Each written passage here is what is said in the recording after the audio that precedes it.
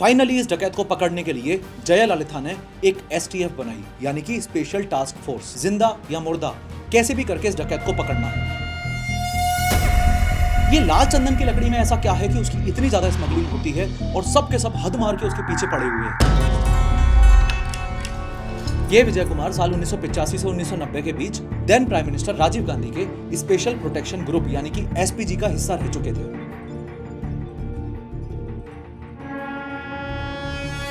धोखाधड़ी से इस डकैत ने पी श्रीनिवास का सर धड़ से अलग करके उनकी हत्या कर दी और उसके बाद भी इसका दिल नहीं भरा। फिर इसने अपने गैंग मेंबर्स के साथ मिलकर ये किया कि इस डकैत की गैंग के एक मेन गुर्गे को साम दाम दंड भेद का इस्तेमाल करके अपनी तरफ कर लिया और उसे अपना इन्फॉर्मेंट बना लिया। दूसरा जो बड़ा एडवांटेज इस बंदे के पास था वो था जनता का साथ।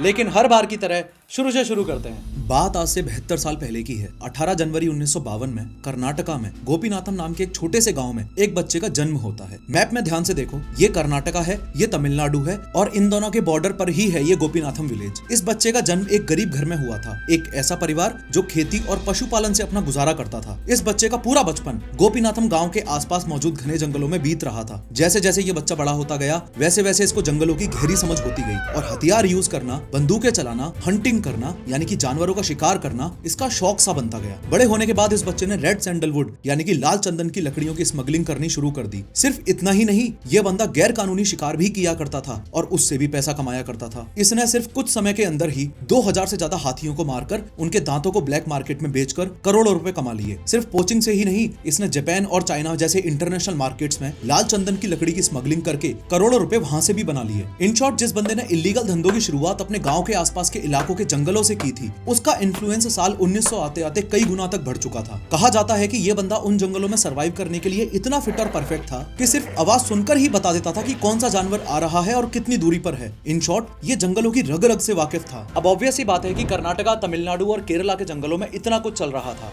तो पुलिस तो शांति से बैठी होगी नहीं।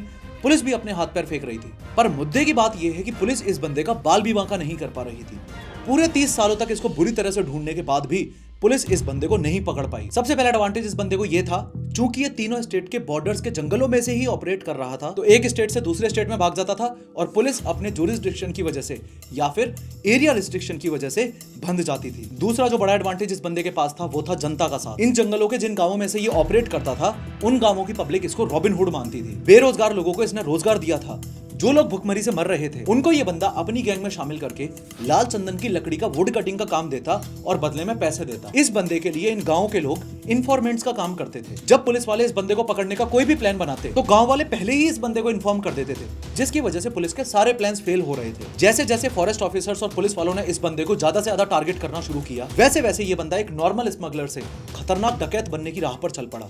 एज अ रिजल्ट, आने वाले इन 5 सालों में 1984, 1991, 1993, 2000 और 2002 में इस बंदे ने अपनी दहशत जमाने के लिए ऐसे ऐसे क्राइम्स कर दिए कि एक बार के लिए तो पुलिस को विश्वास ही नहीं हुआ, वो अलग, और ऊपर से पुलिस ने इसके सिर पर जिंदा या मुर्दा पकड़वाने पर 4 करोड़ का इनाम रख दिया, वो अलग। 1984 में इसने एक डिनर ऑर्गेनाइज किया। असल में ये हाल फिलहाल ही 32 साल का हुआ था। ये उस माइंडसेट का आदमी था कि मुझे किसी के अंडर काम करना ही नहीं है। अपने आप को सभी लोकल गुंडों से ऊपर उठाने के लिए इसने एक हथकंडा अपनाया। एक दिन जंगल में इसने डिनर ऑर्गेनाइज किया और उस एरिया के सभी लोकल डकैतों को ये बोलते हुए इन्वाइट किया कि सिर्फ एक दावत पर तुम सबको बुला रहा हूं, कोई भी हथियार नहीं होगा, तुम्हारा भी और मेरा भी। मैक्सिमम लोकल डकैतों ने ये इनविटेशन एक्सेप्ट कर लिया और उस रात सबका बढ़िया खाना पीना हो जाता है। डिनर के बाद ये बंदा सभी डकैतों को एक मीठी सुपारी देता है और ये मीठी सुपारी देना ही इसके खुद के गैंग मेंबर्स के लिए एक ग्रीन सिग्नल था कि अब सब पर हमला कर दो और सबको निपटा दो। इस तरीके से इस बंदे ने वहां के सारे लोकल गुंडे खत्म करके 1984 में अपने आप को एस्टेब्लिश करना शुरू कर दिया। फिर साल 1991 में पी श्रीनिवास नाम के एक पुलिस वाले को इसने खुली चुनौती दी कि मैं तुझे बिना हथियारों के जंगल में इस जगह इस समय पर मिलूंगा, अगर तुझमें दम है तो आके मुझे पकड़ ले और अरेस्ट करके जेल में डाल दे। श्री पी श्रीनिवास, वो पुलिस ऑफिसर जिन्हें कीर्ति चक्र भी मिल चुका है, उन्होंने इसका चैलेंज एक्सेप्ट किया और जंगल में चले गए। धोखाधड़ी से इस डकैत ने पी श्रीनिवास का सर धड़ से अलग करके उनकी हत्या कर दी और उसके बाद भी इसका दिल नहीं भरा। फिर इसने अपने गैंग मेंबर्स के साथ मिलकर ये किया। फिर साल 1993 में इसने 2 मेजर क्राइम्स क्राइम्स किए। सबसे पहला वाला तो ये कि अप्रैल 1993 में एक police officer Rambo Gopal Krishnan को ओपन चैलेंज दिया कि मैं इस दिन इतने बजे इस जगह पर तुम्हें मिलूंगा, अगर हिम्मत रखते हो तो मुझे आकर अरेस्ट कर लो। अब चूंकि इस डकैत ने सोसाइटी को पहले ही इतना नुकसान पहुंचा दिया था कि पुलिस एट अ टाइम इसे अरेस्ट या इसका एनकाउंटर करने के लिए रेडी ही बैठी रहती थी। रैम्बो गोपाल कृष्णन ने इस चैलेंज को एक्सेप्ट किया और अपने साथ 22 पुलिस वालों को लेकर वो इस डकैत की बताई हुई लोकेशन पर जाने लगे। लोकेशन को समझो, ये है पालर ब्रिज, जो कावेरी नदी की एक ट्रिब्यूटरी पालर रिवर के ऊपर बना हुआ है। ये आगे जो वैन चल रही है इसमें 22 पुलिस वाले मौजूद थे और पीछे इस पुलिस की जीप में रैम्बो गोपाल कृष्णन अपने 2 साथियों के साथ आगे बढ़ रहे थे। अब तक आपकी नजर अगर ना पड़ी हो तो यहाँ नोटिस करो कि ये डकैत और उसके साथी यहीं छुपे हुए थे। जो लोकेशन इन्होंने रैम्बो गोपाल कृष्णन को दी थी वहां तो ये थे भी नहीं। खैर, इधर इन्होंने लैंडमाइन लगा रखी थी और जैसे ही पुलिस की वैन ब्रिज पर चढ़ने ही वाली थी वैसे ही ब्लास्ट कर दिया। ये ब्लास्ट पालर ब्लास्ट नाम से जाना जाता है। पीछे जीप में बैठे हुए रैम्बो गोपाल कृष्णन भी इस ब्लास्ट की वजह से सीरियसली पैरालाइज हो गए थे। ये साल 1993 का पहला कांड था। अगर बात की जाए दूसरे कांड की तो इसके एरिया के जंगल के एक गांव में 2 नवंबर 1993 को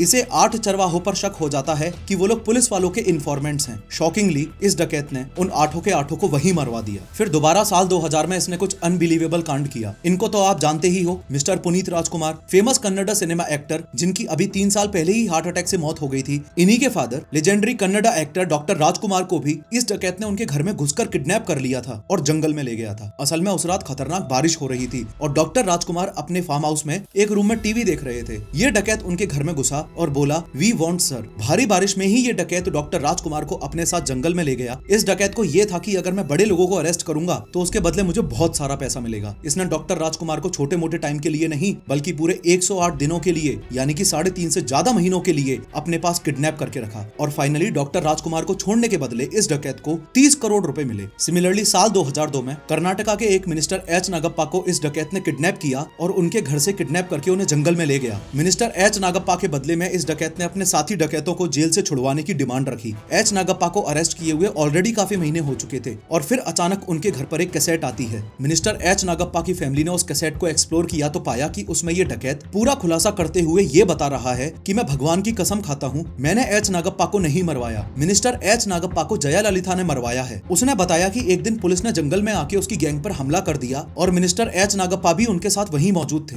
डकैत और उसके गैंग वालों ने मिनिस्टर एच नागप्पा को बचकर भागने के लिए बहुत कहा, लेकिन वो वहीं खड़े रहे और पुलिस ने जो फायर्स किए उसमें से एक गोली मिनिस्टर एच नागप्पा को लग गई। फिर मैंने काफी दिनों तक इंतजार किया कि मिनिस्टर एच नागप्पा की डेथ को पुलिस वाले पब्लिकली अनाउंस करेंगे, लेकिन जब पुलिस वालों ने कोई अनाउंसमेंट नहीं किया तो मुझे अजीब लगा, इसलिए ये कैसेट मुझे मिनिस्टर एच नागप्पा के घर वालों तक भेजनी पड़ रही है। खैर, as a chief minister of Tamil Nadu साल 2002 में जयललिता पर पब्लिक और पॉलिटिकल प्रेशर बनने लगा कि ऐसा डकैत जिसने 120 से ज्यादा लोगों की जान ले ली हो, इंक्लूडिंग पुलिस ऑफिसर्स, जिसने 2000 से ज्यादा हाथियों को मारा हो, जिसने करोड़ों की लाल चंदन की लकड़ी की स्मगलिंग की हो, वो आखिर इतने सारे क्राइम्स के बाद भी पकड़ा कैसे नहीं जा रहा। फाइनली इस डकैत को पकड़ने के लिए जयललिता ने एक एसटीएफ बनाई, यानी कि स्पेशल टास्क फोर्स। इस एसटीएफ का सिर्फ एक ही काम था, जिंदा या मुर्दा कैसे भी करके इस डकैत को पकड़ना है। मुद्दे की बात यह है कि ये एसटीएफ सच में इतनी स्पेशल इसलिए थी क्योंकि इस एसटीएफ को इस कहानी के हीरो आईपीएस के विजय कुमार लीड कर रहे थे। के विजय कुमार साल 1985 से 1990 के बीच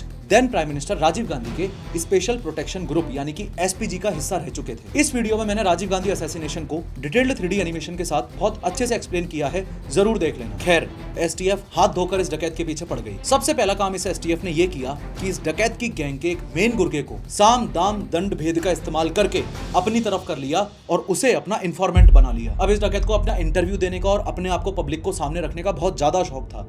इसका यही शौक इसके ऊपर भारी पड़ गया। ध्यान से समझना कैसे। असल में एक दिन पुलिस स्टेशन में की गई एक मीटिंग में प्रोजेक्टर पर इस डकैत का इंटरव्यू चल रहा था और सभी पुलिस वाले इस बात पर चर्चा कर रहे थे कि इसको कैसे पकड़ा जाए। यहाँ के विजय कुमार भी मौजूद थे। के विजय कुमार ने नोटिस किया कि ये डकैत जब लेटर पढ़ रहा था तो बार बार उसको आगे पीछे करके देख रहा था, यानी कि डेफिनेटली उसकी आंखों में कोई प्रॉब्लम थी जिससे उसे शब्द अच्छे से दिखाई नहीं दे रहे थे। के विजय कुमार को यहाँ से एक आइडिया आया। उन्हें पता था कि इस डकैत का जंजाल जंगलों में तो इतना फैला हुआ है कि इसे जंगल में जाकर पकड़ना तो इम्पॉसिबल है ही, इसलिए उन्होंने सोचा कि इसकी खराब आंखों का यूज करके कैसे भी करके इसे जंगल से बाहर लाया जाए। के विजय कुमार ने एक बहुत ही सोचा समझा और तगड़ा प्लान बनाया। इस डकैत की गैंग के कुछ गुर्गे जो विजय कुमार ने अपनी तरफ कर लिए थे, उनके थ्रू इस डकैत को उसकी आंखों का इलाज करवाने के लिए मनवा लिया। फाइनली ये डकैत अपने गुर्गों पर विश्वास करके और अपनी सेफ्टी को मद्देनजर रखते हुए बाहर सिटी में जाकर इलाज करवाने के लिए मान जाता है। इलाज के लिए इस डकैत को धर्मापुरी से होते हुए सलेम आना था। क्योंकि ये सब कुछ एक प्लान था, तो असल में ना ही तो कोई हॉस्पिटल था और ना ही कोई एम्बुलेंस थी। ये एम्बुलेंस जो उस डकैत को लेने गई थी, ये भी एसटीएफ वालों ने ही अरेंज करवाई थी। और इनफैक्ट इस एम्बुलेंस पर सलेम की स्पेलिंग भी गलत लिखी थी, गलती से सेलम लिखवा दिया था सलेम की जगह। इस एम्बुलेंस का नाम कुकून था, इसलिए इस डकैत को पकड़ने के पूरे इस प्लान का नाम भी ऑपरेशन कुकून रखा गया था। फाइनली जंगलों में से निकलकर ये एम्बुलेंस सिटी हॉस्पिटल में जाने के लिए तैयार है। और एम्बुलेंस रवाना हो उससे पहले ही आप समझ लो कि इसमें आगे जो ड्राइवर और को ड्राइवर बैठे हुए हैं वो तो एसटीएफ वाले हैं ही, और एम्बुलेंस में पीछे बैठा हुआ था वो डकैत और उसके दो साथी। खैर, अब उस लोकेशन पर आ जाओ जहां पुलिस ने अपने पूरे प्लान को सक्सेसफुल किया। इस डकैत को खत्म करने का पुलिस के पास ये सबसे आखिरी और बेस्ट मौका था, इसलिए सारी तैयारियां एसटीएफ वालों ने पहले ही कर रखी थी। जिस रोड से होती हुई एम्बुलेंस कुकून आ रही थी, उस रोड के साइड में ही यहाँ पर एक छोटा सा स्कूल था। रोड को पूरी तरह से ब्लॉक करने के लिए एसटीएफ वालों ने गन्नों से भरा हुआ एक ट्रक लाकर यहाँ पर खड़ा कर दिया। इस लोकेशन से 3 किलोमीटर की दूरी पर एसटीएफ वालों ने पहले से ही एक ओमनी वैन पार्क कर रखी थी, ताकि जैसे ही एम्बुलेंस इसके बगल से गुजरे तो ओमनी वैन में मौजूद एसटीएफ वाले आगे मेन लोकेशंस पर खबर कर दें। मेन लोकेशन पर सिर्फ ट्रक ही नहीं बल्कि एसटीएफ वालों का एक व्हीकल और पार्क्ड था, और इन दोनों ही व्हीकल्स में से उतरकर सभी एसटीएफ वाले पहले से ही अपनी पोजीशन ले चुके थे। आपको इस ग्रीन कलर में सभी एसटीएफ वाले अपनी अपनी पोजीशंस पर ऑलरेडी दिख रहे होंगे, कुछ स्कूल की छत पर, कुछ खेत में, कुछ व्हीकल्स के आगे पीछे वगैरह वगैरह। बस फिर क्या था, एसटीएफ वालों ने जो सोचा था वही हुआ। रोड ब्लॉक्ड थी, इसलिए एम्बुलेंस वहां आकर रुक गई। एम्बुलेंस रुकते ही ड्राइवर और को ड्राइवर, जो कि एसटीएफ वाले ही बंदे थे,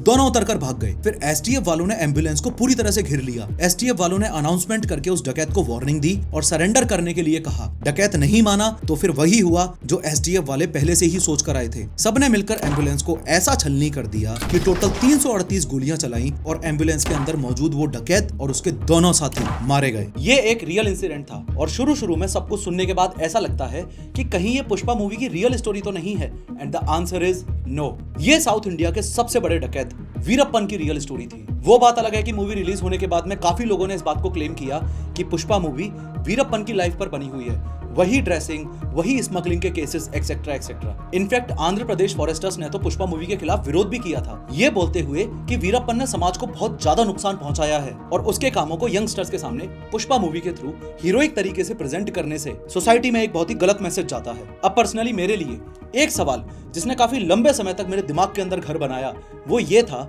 कि भले ही पुष्पा मूवी की स्टोरी हो या फिर वीरप्पन की स्टोरी हो, ये लाल चंदन की लकड़ी में ऐसा क्या है कि उसकी इतनी ज्यादा स्मगलिंग होती है और सब के सब हद मार के उसके पीछे पड़े हुए हैं। इस बात में कोई दो राय नहीं है कि लाल चंदन की लकड़ी सेक्सुअल डिजायर बढ़ाने में हेल्प करती है, लेकिन सिर्फ ये एक रीजन नहीं है इसकी डिमांड के पीछे। बाकी रीजंस को भी अपन समझें उससे पहले आप ये समझो कि ये लाल चंदन की लकड़ी का एक लॉग है। पूरी धरती पर ये पेड़ मेजरली साउथ इंडिया में ही शेषाचलम के जंगलों में पाए जाते हैं। इंडिया लाल चंदन के पेड़ों का सबसे बड़ा एक्सपोर्टर है और हजारों करोड़ों का माल एक्सपोर्ट करता है। ये बात कहना बिल्कुल गलत नहीं होगा कि धरती पर उगने वाला ये लाल चंदन सोने से कम नहीं है। पहले तो ये समझो कि इस पूरे लॉक की ही इक्वल डिमांड नहीं है। ये जो आउटर पोर्शन है ये तो बार्क है, इसके अलावा दो मेन पोर्शंस और हैं। अंदर ये जो ऑफ व्हाइट कलर का आपको दिख रहा है इसे बोला जाता है सैपवुड, और ये जो अंदर लाल कलर का आपको दिख रहा है इसे बोला जाता है हार्टवुड। बस ये हार्टवुड ही मेन चीज है, यही ज्यादा बिकती है, इसकी ही डिमांड है। हार्टवुड की ये सिर्फ 15 से 23 सेंटीमीटर की गर्थ बनने में ही, यानी कि सिर्फ इतनी सी चौड़ाई बनने में ही 18 साल लग जाते हैं। सिर्फ पिछले कुछ सालों में ही नहीं बल्कि सदियों से ही लाल चंदन के पेड़ की डिमांड रही है। साल 1792 में टीपू सुल्तान ने इस पेड़ को रॉयल ट्री का नाम दिया था। लाल चंदन के पेड़ में बहुत सारे मिनरल्स भी मिलते हैं। लाल चंदन की लकड़ी जापान और चाइना में म्यूजिकल इंस्ट्रूमेंट्स बनाने में भी काम आती है। लाल चंदन की लकड़ी एक्सपेंसिव फर्नीचर्स बनाने में भी यूज आ जाती है। लाल चंदन की लकड़ी से बनी हुई एक चेयर 10 लाख रुपए की पड़ती है। लाल चंदन की लकड़ी में मेडिसिनल प्रॉपर्टीज भी होती हैं। डायरिया, लीवर की बीमारी और खून की बीमारियों की दवाइयों में भी यूज होता है। लाल चंदन का यूज एफ्रोडीसियक्स में भी होता है। एफ्रोडीसियक का मतलब होता है कोई ऐसी चीज जो सेक्सुअल डिजायर को बढ़ाने या स्टिमुलेट करने में मदद करे। लाल चंदन की लकड़ी स्किन स्मूथ बनाती है, पिंपल्स को ठीक करने में, जले हुए को ठीक करने में,